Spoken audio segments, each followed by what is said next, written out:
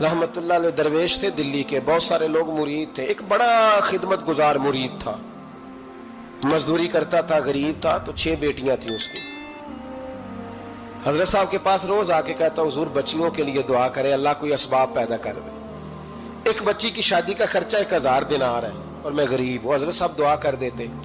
खानका शरीफ के थोड़े ही फासले पर, हजरत जहां बैठ के मुरीदों की तरबियत करते थे, उससे थोड़ा ही फासले पर ना एक ईसाई रहता था, बड़ा मालदार था, बड़ी सारे ऊंट, गायें, भेड़, बकरियां रखी हुई थी, और हजरत शरफुद्दीन रहमतुल्लाह अलैह की बड़ी मुखालफत करता था। और ये जो आपका गरीब मुरीद था, ये उसका पड़ोसी था। एक दिन बुला के ना उनको कहने लगा कि तू किधर जाके जो है वो टकरे मार रहा है, वहां से कुछ नहीं मिलने वाला। वो तुझे क्या देंगे जिनकी खानका खुद चंदे पे चलती है, मदरसा चंदे पे चलता है, मस्जिद चंदे पे चलती है, तेरी बेटी का मामला कहां हल होगा? तो उस दरवेश ने कहा कि तू मेरे पीर को नहीं जानता, तू अजय मेरा महबूब नहीं डिठा, तो पता नहीं ना, तू इस रस्ते का मुसाफिर नहीं, तू नहीं जानता, उनका बस चले ना तो वो हर कीमत में मेरी बेटियों की शादी करा दे। अब वो ईसाई था, कहने लगा अच्छा चलो ठीक है, अगर इतनी बात है ना तो जाओ उनसे जाके कह दो कि 6 साल के लिए मेरे साथ मुआहदा कर लें, तो मेरे जानवरों को चारा डाल दिया करे, 6 साल ड्यूटी करे, मैं 6000 दिनार दे देता हूं। वो मेरे साथ 6 साल मेरे जानवरों को चारा डाले, रखते हैं ना आप चारा डालने के लिए, एडवांस पैसे दे के। अब तो लोग उन्हें भी गुलाम ही बना लेते हैं, बड़ी थोड़ी तनख्वाह देते हैं, जुल्म करते हैं, पूरा मुआवजा नहीं देते। हजरत शेख शरफुद्दीन के बारे में वो कहने लगा, जब अपने पीर से जाके कह के मेरे जानवरों को 6 साल चारा डाले, मैं 6000 दे देता हूं, तू जो कहता है हर कीमत पे जाने को तैयार है। उसने जब ये बात की तो मुरीद ने नाराज हो गया, वो लड़ाई हो गई, गिरबान पकड़ लिया, झगड़ा हुआ, बात बड़ी दूर गई। इस तरह की बात करता मेरे हजरत के बारे में, तेरे जैसे कई मैं वहां काम पे रखा दूं। जब वो बड़ी बहस हुई, बात मोहल्ले में, इलाके में फैल गई, दुनिया ने सुन ली, तो शेख शरफुद्दीन तक भी पहुंच गई। इस तरह झगड़ा हुआ है। लोग सो गए इशा की नमाज के बाद। हजरत साहब ने ना सर पे कपड़ा लिया, उस ईसाई के दरवाजे पे दस्तक दी, वो बाहर आया, फरमाने लगे लोग तो सोच समझ के मुलाजम रखते हैं, तूने भी तो सोच ही लिया होगा, तभी तो मुझे ऑफर की है। तू अपनी ऑफर पे कायम है? वाकई मुझे रख लेगा और 6000 दिनार दे देगा? कहने लगा जा बाबा काम कर अपना। फरमाया नहीं, तूने इतने लोगों में बात की, इतनी बहस हुई, तो कायम है? कहने लगा मैं तो कायम हूं, पर आपने नहीं कायम रहना। फरमाया मैं सोच समझ के आया हूं। उसने कहा आप ड्यूटी करेंगे, भैंसों को चारा डालेंगे? फरमाया एक शर्त, बस जब अजान हो जाए ना तो मुझे रब की नमाज पढ़ने की इजाजत दे देना, बाकी सुबह शाम जो तू कहेगा। अगर उस गरीब की बेटियां ब्याही जाए तो मुझे और क्या चाहिए? उसकी 6 बेटियों का बोझ है उसके सर पे, तू मुझे रख ले। अल्लाह अकबर। वो कहने लगा चले पे मेरे साथ खते बंदगी कर ले, आजकल हम स्टाम करते हैं, उस जमाने में खते बंदगी होता था, गुलामी का खत।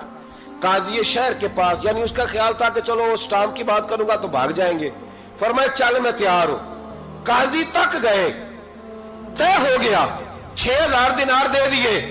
हजरत ने मुरीद को बुलाया, फरमाया पुत्र ये ले जा, जा मेरी बेटियों को रवाना कर दे। कहने लगा हुजूर ये क्या कर रहे हो आप, कुछ सोचे? फरमाया यार जब तुझे बेटा बना लिया तो फिर मेरी पोतियां तो लगती हैं ना, मेरा हक तो बनता है ना, जा जाके ड्यूटी कर, उनको ब्याह दे। बात फैल गई। बादशाह भी अकीदतमंद था, वो 12000 दिनार लेके पहुंचा। क्या बताऊं इन रब के बंदों का दिल कैसा होता है, क्या दर्द होता है, क्या रंग। 12000 दिनार लेके बादशाह आया और आके हजरत को पेश किए, का हुजूर आप दें इस ईसाई को, डबल दें और जाए काम करें। आप फरमाने लगे तू पैसे दे, शर्तें ना लगा, मेरा जहां दिल करेगा मैं खर्च करूंगा। मुझे तो मजा ही अब आने लगा है, अभी तो लुत्फ आ रहा है, अभी तो जायका आया है कुछ करने का। पैसे देने हैं तो दे, पाबंदी ना लगा, जहां मेरा दिल करेगा मैं। उसने कहा हुजूर ठीक है रख ले। हजरत ने फजर मस्जिद में पढ़ी, जेब में 12000 दिनार थे, ऐलान फरमाया भी किसी और की बेटी भी बैठी है तो पैसे मेरे पास है। वो 12000 दिनार भी बांट दिया, और 12000 दिनार बांट के ना तो फिर चले गए खेत में चारा काटने। उस ईसाई को किसी ने बतलाया कि उनके पास तो 12000 आया है, पर तुझसे जान नहीं छुड़ाई उन्होंने। वादा ये हुआ था कि 6 देंगे तो जाएंगे, जब तक देंगे नहीं तेरे घर में काम करेंगे। वो ना चारा काट रहे थे, हजरत साहब तो वहां पहुंच गया, दूर जाके खड़ा हो गया, कहने लगा बाबा پہلے تو میں نے مسلمانوں کے اخلاق سنے تھے، اب تو میں نے دیکھ بھی لیے، پر یہ بتا جب 12,000 آیا تھا جان کیوں نہیں چھڑائی؟ تو حضرت چارہ کاٹتے کاٹتے رو پڑے، فرمانے لگے تو نہیں نہ جانتا یہ بیٹیاں سانجی ہوتی ہیں، پتہ نہیں نا؟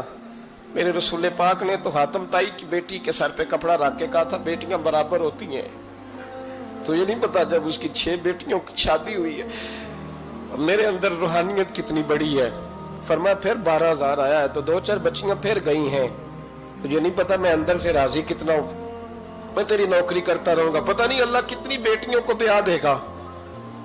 اتنا رویا وہ عیسائی کے پیروں میں بیٹھ گیا، کہنے لگا بابا میں نے تیری مخالفت کی ہے پر تیرے قریب آ کے پتہ چلا ہے کہ تو بہت اونچے اخلاق کا مالک ہے، اور اگر تیرا یہ مقام ہے تو تجھے اخلاق سکھانے والے محمد عربی کی شان کتنی ہوگی۔ ظالم کی بولیے جاتے نہیں لوگ جھوٹے گواہ بن کے، وکیل صاحب کو نہیں پتا ہوتا کہ یہ بندہ مجرم ہے جو میرے پاس آیا، کیا مجرموں کے وکیل نہیں ہوتے؟ بولے تو اس کو پتا نہیں ہوتا وکیل صاحب کو کہ یہ صاحب مجرم ہے، میرے پاس مقدمہ لے کے آئے، اور اگر بے ادبی نہ ہو جائے تو میرا خیال ہے قاضی عدالت کو بھی پتا ہوتا ہے کہ مجرم کون ہے اور مظلوم۔ میرے نبی پاک صلی اللہ علیہ وسلم نے اس قدر زیادہ سختی فرمائی اس مسئلے میں، فرمایا جس کو پتا تھا کہ فلاں آدمی ظالم ہے، ظلم کر رہا، پھر وہ ظالم کا گواہ بنا یا اس نے ظالم کی مدد کی، کتنی کی؟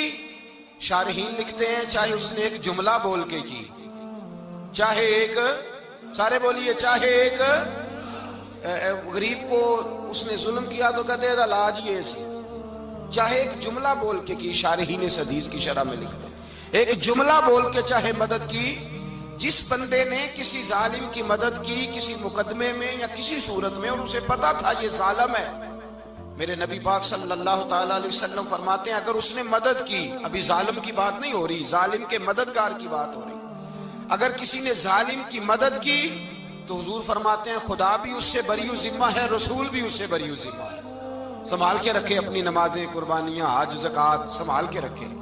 اگر ظالموں کا مددگار ہے، الیکشن آ لینے دے، آپ کو نظر آ جائے گا کون کون ظالموں کا مددگار ہے، نظر آ جائے گا۔ اپنی جیب سے لوگ پیسے دے کے ظالموں کی مدد کریں گے، ان کے فلیکس چھپوائیں گے، بورڈ لگوائیں گے، جیبوں سے پیسے دے کے۔ ہم نے خود آگ لگائی ہے چمن میں اپنے، بے سبب گردشی ایام کو الزام نہ دو، ہم نے خود نور کا ظلمت سے کیا ہے سودا، کر کے توہین سحر شام کو الزام نہ دو۔ ظالموں کے مددگار میدان میں آ گئے، یہ چھوٹا لفظ نہیں، میرے حبیب پاک صلی اللہ علیہ وسلم نے فرمایا جو ظالم کا مددگار ہے سن لے جو سجن کے ساتھ کچہری جاتا ہے، وہ یاد رکھے جو دوست کا گواہ بنتا ہے، وہ یاد رکھے جو کہتا ہے میں مانگی گیا تھا، مجھے بلایا گیا تھا قبضہ چھڑانے کے لیے کسی غریب بیوہ کی جائیداد پہ، کب وہ سن لے تو مدد کر کے نہیں آیا، تو خدا کے ذمے سے نکل گیا ہے۔ رسول پاک نے فرمایا تیرا میرا تعلق ختم ہو گیا، تو ظالم کا مددگار ہو گیا، پھر تو کہتا میں بے چین ہوں، میں بے قرار ہوں، میں آزمائش کا شکار ہوں، پلٹ کے دیکھ تو صحیح تیرا گناہ کتنا بڑا ہے۔ میرے نبی پاک صلی اللہ علیہ وسلم کا ایک اور فرمان سن لیں، ابن ماجہ ابو داؤد میں موجود ہے، اس حدیث کو آپ نے یاد کر لینا ہے، کر لیں گے انشاءاللہ، سارے کہیے انشاءاللہ، کر لیں گے یاد۔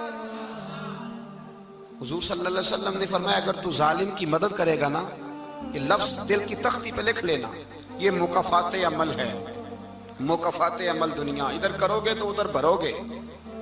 فرمایا اگر تو کسی ظالم کی مدد کرے گا، سن لے حضور کا فرمان ہے، اگر تو ابن ماجہ ابو داؤد سیاہ میں موجود ہے، فرمایا اگر تو کسی ظالم کی مدد کرے گا تو رب تعالیٰ مرنے سے پہلے تیرے اوپر بھی ظالم کو مسلط کر دے گا، تیرے اوپر بھی ایک دفعہ ظلم ضرور ہوگا اگر تو ظالم کی، وہ کسی صورت میں بھی ہو سکتا ہے، کسی صورت میں بھی تیرا بیٹا ہی اٹھ کے ظلم کر دے گا، تو الجھ جائے گا، کسی نہ کسی جگہ تیرے لیے تباہی کا سامان ہوگا، تیرے اوپر ظلم ہوگا، اس لیے کہ تو ظالموں کا مددگار ہے۔ چاہیے یہ تھا کہ تو مظلوم کی مدد کرتا، انسانی ایمانی یقین کا فریضہ سر انجام دیتا، تو ظالموں کا مددگار ہو گیا۔ ٹٹول کے دیکھ لیں، رزلٹ نکال کے دیکھ لیں، ہمارے زمانے میں ظالموں کے مددگار زیادہ ہیں، اتنی لمبی زبانیں نکال کے ظالموں کی مدد کرتے ہیں، بڑے بڑے کالم نویس اللہ نے انہیں قدرت دی لکھنے کی، تو اپنا قلم ظالموں کی مدد میں خرچ کرتے ہیں۔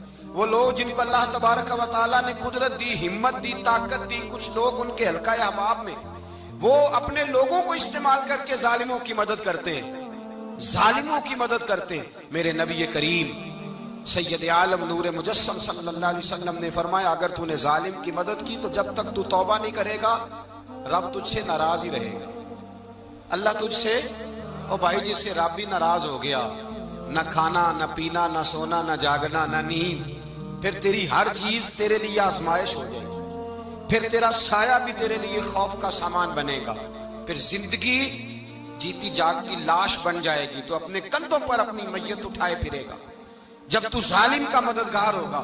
اور نبی پاک صلی اللہ علیہ وسلم نے فرمایا، ظالموں کا مددگار بھی ظالم ہوتا ہے، ظالموں کا مددگار بھی، سارے بولے، ظالموں کا مددگار بھی نہیں، کو نہیں، آپ سارے نہیں بولے، ایک دفعہ بولے، ظالموں کا مددگار بھی، پکی بات ہے، ظالموں کا مددگار بھی۔ اللہ اکبر، جس کا یارانہ ہو، جس کا دوستانہ ہو، جو کہے میں نے نا اس کو اوکھے ویلے کے لیے ظالم کو یاد رکھا ہوا ہے۔ کبھی مشکل میں رکھے نہیں ہوئے لوگوں نے ظالم دوست، کہتے میں نے رکھے ہوئے ہیں، بلکہ ہمارے دیہات میں تو کہتے ہیں میں نے بازو بنائے ہوئے ہیں۔ کس کو بازو بنا لیا؟ ظالم بھی کبھی بازو ہوتا ہے، جو ظلم کی تلوار لیے میدان میں کھڑا ہے۔ قارون، حامان، فرعون، نمرود کا حال نہیں لوگوں نے دیکھا؟ اپنے زمانے میں آپ نے کتنے لوگ نہیں دیکھے جن کے سائے سے، آواز سے لوگ کانپتے تھے؟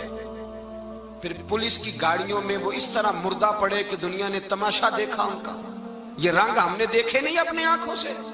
فرمایا ظالم کا مددگار بھی، جو کار میں بٹھا کے لے کے گیا وہ بھی ظالم، جس نے چائے پلائی وہ بھی، جس شخص نے کھانا کھلایا وہ بھی، جو کچہری تک ساتھ گیا وہ بھی، جس نے فلیکس کے نیچے، بڑے شرابی کے نیچے چھوٹی اپنی فوٹو لگائی وہ بھی، جو ووٹ کی پرچی ڈالنے گیا وہ بھی۔ کہہ دینا باہر نکل کے کہ حضرت صاحب نے سیاسی تقریر کی ہے، کہہ دینا، پر بات تو سچی ہے نا۔ خو کرے ہم تو سے تھوڑا سا گلا بھی سن لے، خو کرے ہم تو سے تھوڑا سا بھی گلا۔ امام مالک کے پاس ایک بندہ آیا، اس نے کہا حضور میں درزی ہوں، ایک ظالم بادشاہ مجھ سے کپڑے سلواتا ہے، میں تو ظالموں کا مددگار نہیں نا۔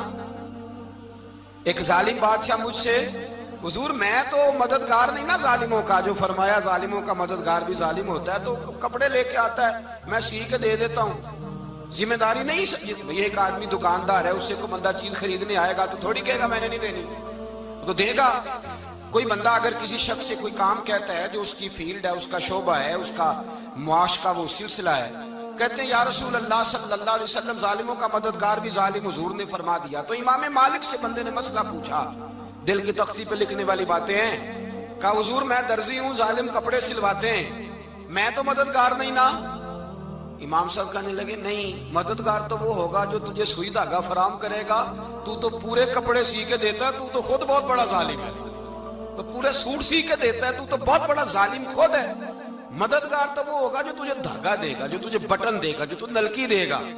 جو ظالم سے اتنی نفرت ظلم کر کے بندہ آئے، یہاں تو ہمارے زمانے میں ہیرو بن جاتے ہیں لوگ، ظالم ہیرو ہے، لوگ اس سے ڈرتے پھرتے ہیں، گھومتے پھرتے ہیں، اور بہت سارے کم مزاج لوگ اس کے پیچھے ہاتھ باندھ کے پھرتے ہیں۔ ظالموں کی مدد کرنا، ظالموں کے ساتھ رہنا، یہ ظلم ہے، ظلم، یہ زیادتی ہے۔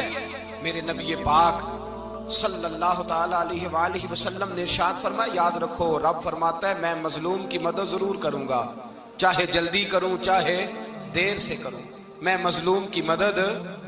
اور حضور صلی اللہ علیہ وسلم نے فرمایا ہے، حضرت معاذ بن جبل کہتے ہیں حضور نے مجھے یمن کا گورنر بنایا، جب میں جانے لگا نا تو حضور نے بڑی نصیحتیں کی، بخاری میں موجود ہے، فرماتے ہیں جب میں پلٹنے لگا تو میرے رسول نے فرمایا معاذ ایک منٹ ٹھہر جا، ایک بات میری یاد رکھنا، اس کو نہ بھولنا۔ کہا حضور کیا؟ فرمایا دیکھنا کسی پہ ظلم نہ کر بیٹھنا، کہیں تجھ سے زیادتی نہ ہو جائے۔ محبوبہ پھر حضور نے فرمایا سن میرے معاذ، میں تجھے گورنر بنا رہا ہوں، زیادتی نہ کر بیٹھنا۔ یا رسول اللہ صلی اللہ علیہ وسلم کیا ہوتا ہے؟ تو میرے کریم نے فرمایا جب مظلوم دعا کے لیے ہاتھ اٹھاتا ہے تو عرش کا مالک کہتا ہے فرشتوں پیچھے ہٹ جاؤ، عرش کا مالک کہتا ہے فرشتوں پیچھے ہٹ جاؤ۔